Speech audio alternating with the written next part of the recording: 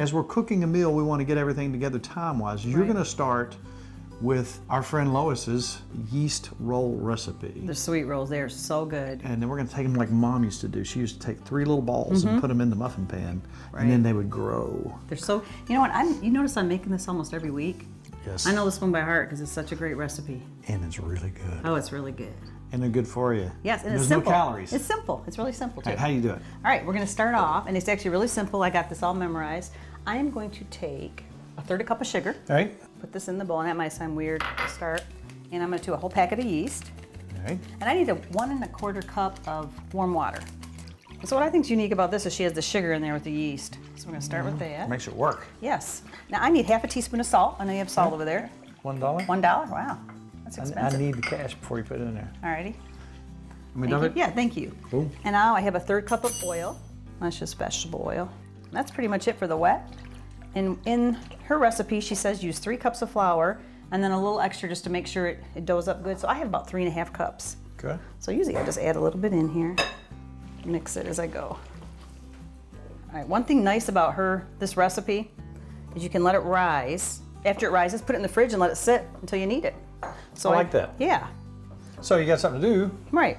around the farm, or you want to go shopping like Yes. Nikki likes that's to right. do. And that way, for me, if we're having people for dinner, I just make it in the morning and set it aside till we need it. Now, how much do you need it?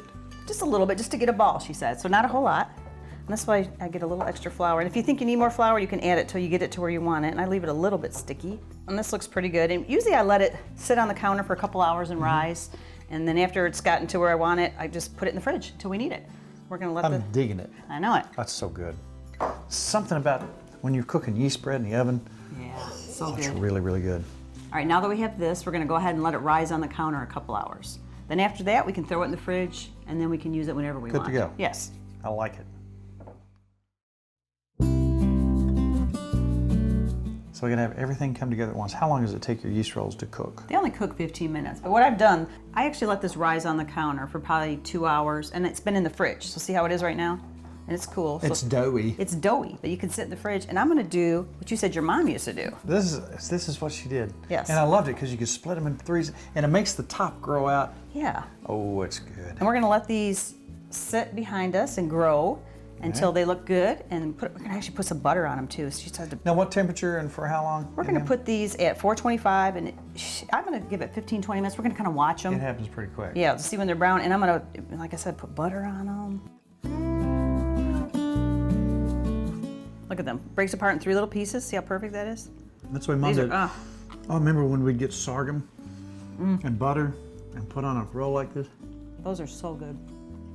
Oh. Wow. I might have more.